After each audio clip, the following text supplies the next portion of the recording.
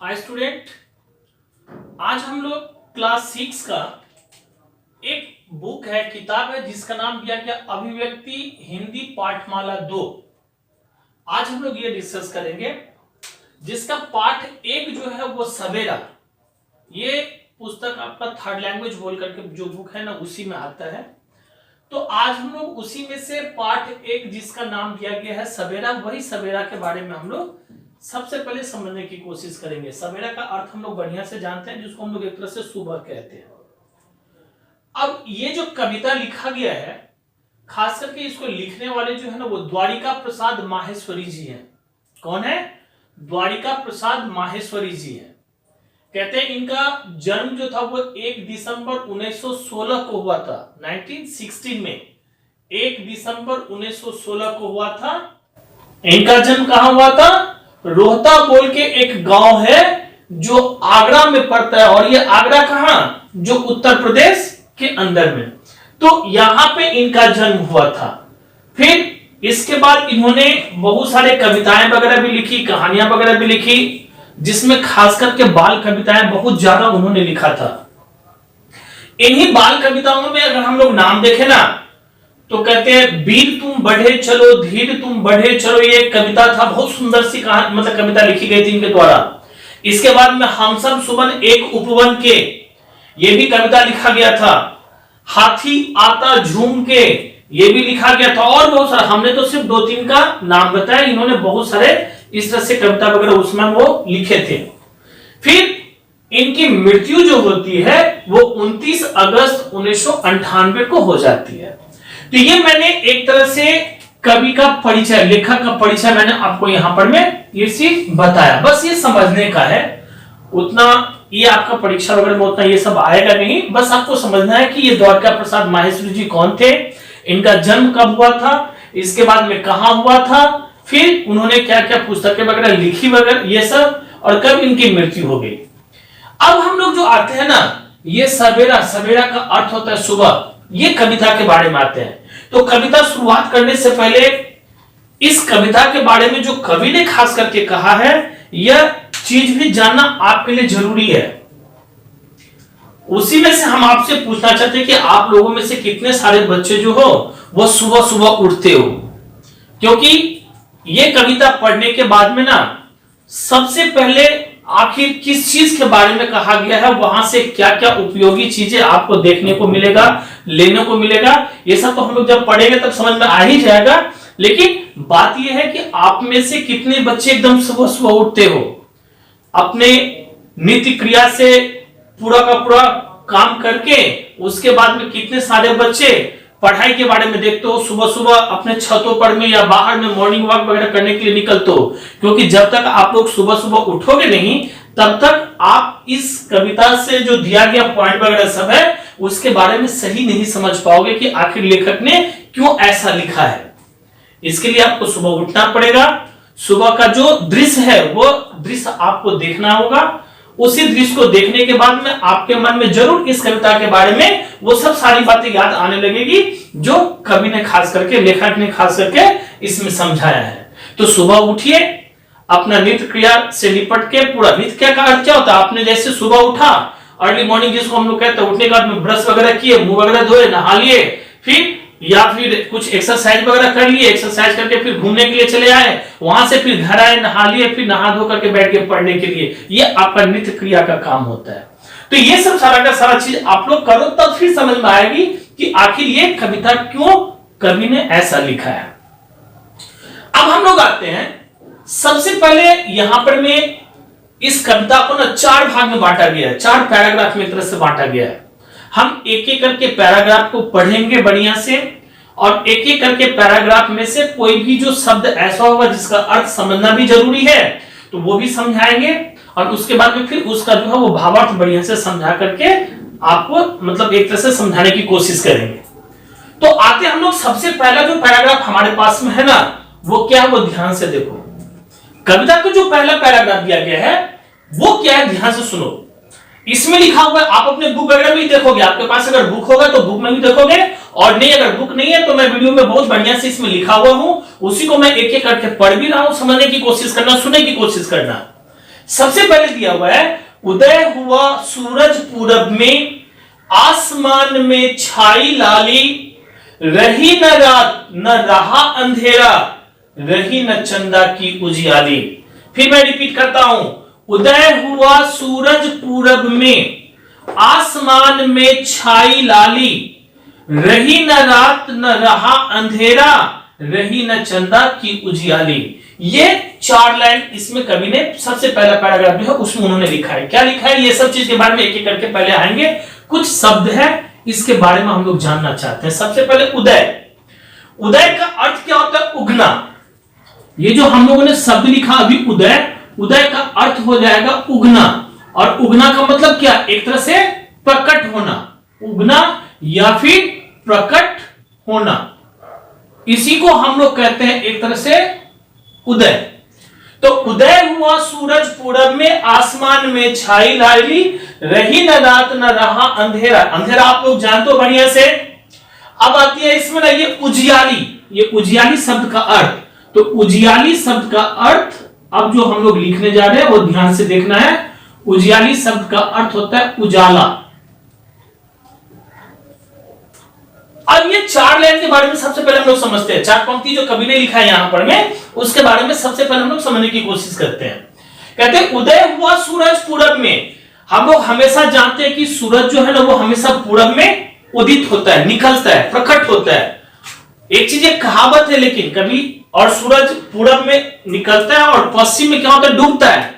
यह हम लोग बचपन से ही पढ़ते चले आ रहे हैं। लेकिन कभी ये चीज याद रखना है कि कभी सूरज डूबता नहीं है, बल्कि धरती का एक ऐसा चक्कर होता है ना, जिस समय में आपका या हमारा घर वगैरह जो कुछ भी है वो सूरज के मतलब प्रकाश के मतलब ठीक विपरीत में पड़ता है, तो वहां अंधेरा होता है। सूरज कभी डूबता नहीं, वो हमेशा उदित ही रहता है। तो जब सूरज, इसमें दिया कि उदय हुआ सूरज पूरब में, आसमान में छाई लाली। सूरज के निकलने से, पूरब में निकलने से क्या होता है ना, प्रकट होने से आसमान में ना एक तरह से लाली जैसा छाने लगता है। लाल जैसा दृश्य वहां पे आपको देखने को मिला, मतलब वहां पर किरणें जो है ना वो फैलने लगती है। रही न रात न रहा अंधेरा, रही न चंदा की उजियाली। अब चंदा का अर्थ हम लोग जानते हैं, चंदा मामा, जिसको एक तरह से जानते हैं हम लोग, चंदा मामा बोल करके समझते हैं। तो रात के वक्त में क्या होता है? चंदा अपनी जो उजियाली है यानी कि उजाला जो है ना, वो सर्वत्र जगह पर में क्या है, वो अपना बिखेरता है। तो सूरज के पूरब में उगने से जैसे ही आसमान में लाली छाने लगती है, वहां पर में रात भी नहीं रहता अब, और जो अंधेरा रहता है वो भी गायब हो जाता है, धीरे धीरे वहां से छटा हट जाता है। अब चंदा की जो उजियाली है वो भी वहां से हटने लगता है। तो ये 4 लाइन के मार्फत से, ये जो 4 पंक्तियां यहां पर किया गया ना, इस माध्यम से कवि यही कहना चाहते हैं कि सूरज पूरब में उगता है और एक तरह से अंधेरा जो है ना वो सब जगह से खत्म हो जाता है। ये 4 लाइन से हम लोगों ने इतना तक समझा।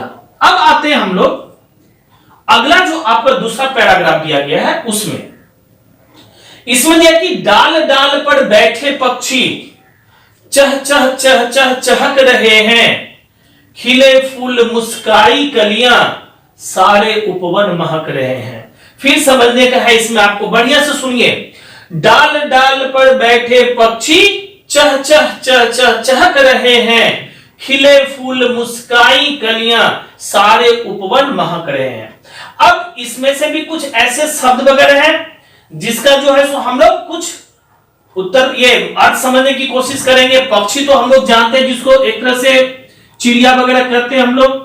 डाल का मतलब तो जो ब्रांचेज होता है, मतलब खास करके पेड़ों का जो डाल होती है, चहकना, खिले फूल मुस्के, ये सब हो गया सारे उपवन। अब एक शब्द हमारे पास में यहां पर में है उपवन।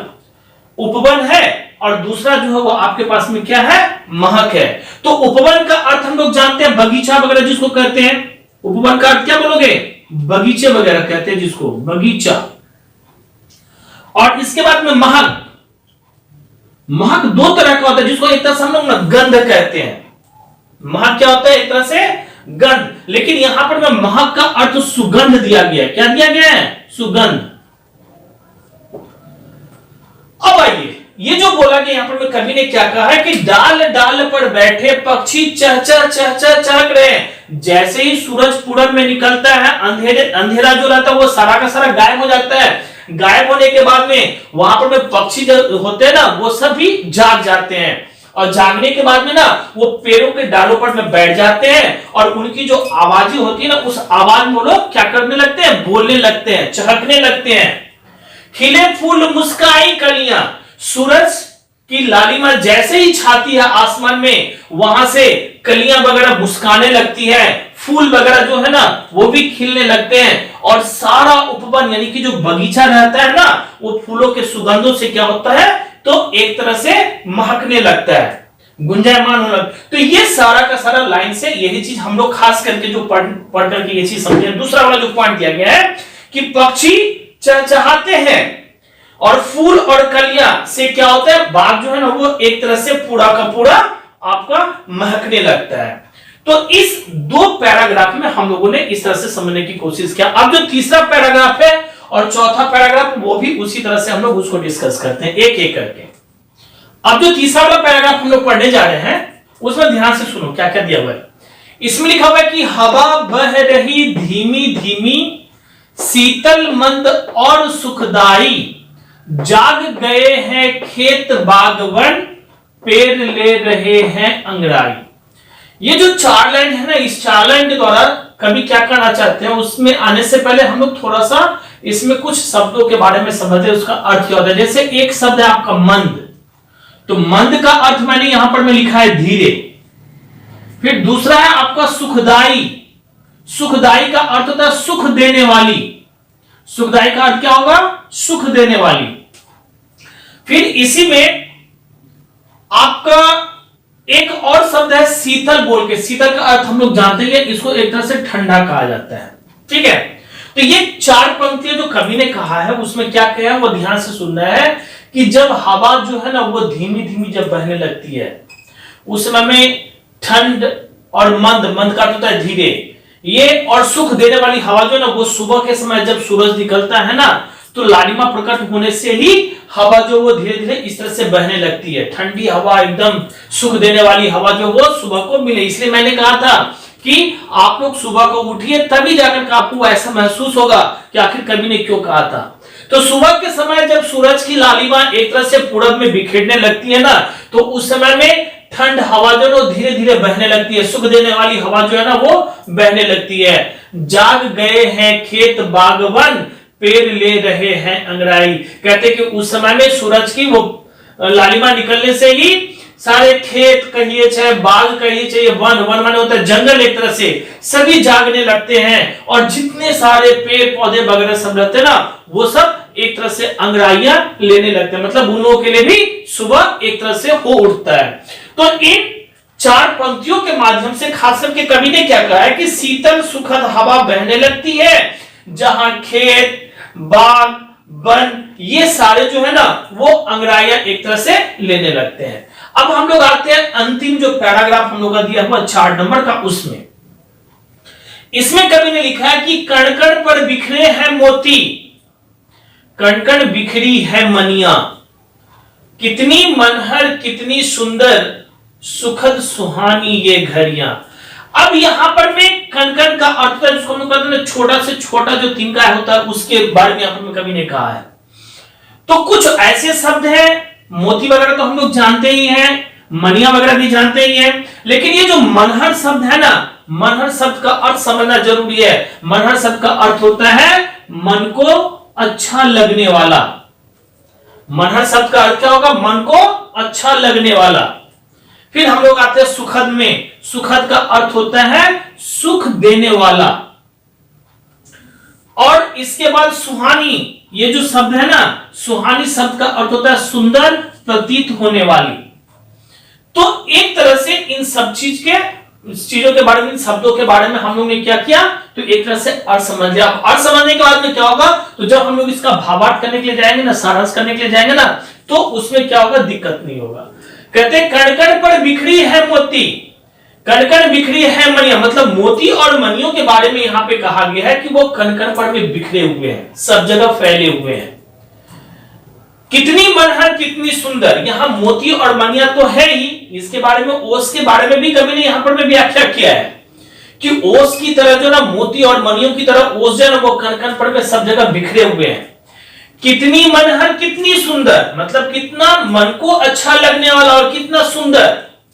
ये एक तरह से सुख देने वाला या सुंदर प्रतीत होने वाला जो है ना, वो ये घड़ियां है, मतलब ये समय है। तो सुबह के समय को कवि ने इस तरह से विस्तार पूर्वक एक तरह से वर्णन किया है।